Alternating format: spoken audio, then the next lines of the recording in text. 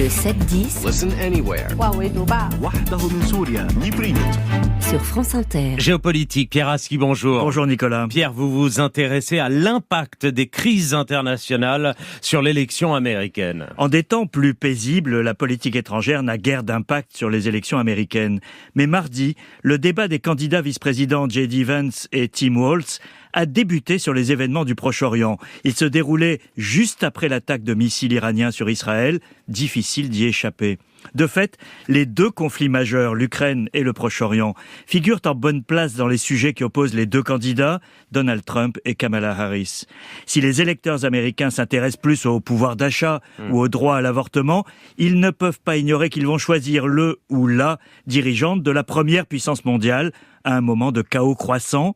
Il n'est pas sûr toutefois que les électeurs auront tous les éléments au moment du choix dans un mois. Et sur quoi s'oppose-t-il, Pierre ? Mardi, les aspirants vice-présidents ont échangé des accusations sur l'Iran que le téléspectateur non averti aura eu bien du mal à décrypter. Le sujet est pourtant important. Tim Walz, le démocrate, a reproché à Donald Trump d'avoir commis une lourde erreur en retirant les États-Unis de l'accord nucléaire en 2018. Cet accord avait été conclu sous l'administration Obama. En le dénonçant, Trump a permis à Téhéran de reprendre son programme d'enrichissement d'uranium, ce qui lui permet aujourd'hui d'approcher du seuil nucléaire.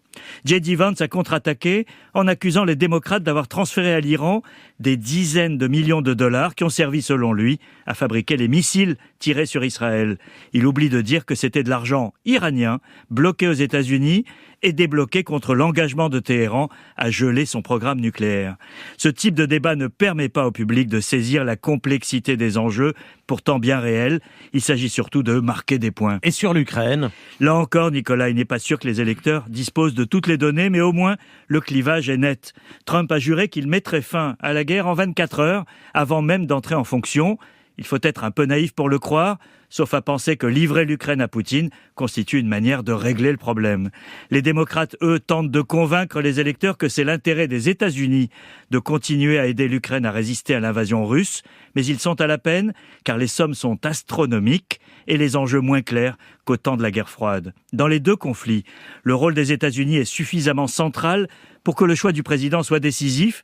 À l'arrivée, la décision se fera sans doute entre le degré de confiance que les électeurs feront au caractère imprévisible de Trump et le fait de confier à une femme, pour la toute première fois, le rôle de Commander-in-Chief de la première puissance mondiale. Mais de fait, l'élection américaine aura plus d'impact sur les crises mondiales que celles-ci n'en auront sur le choix des électeurs. Un constat déprimant, il faut bien l'avouer, quand on ne vote pas et qu'on en subira quand même les conséquences. Pierre Aski, merci.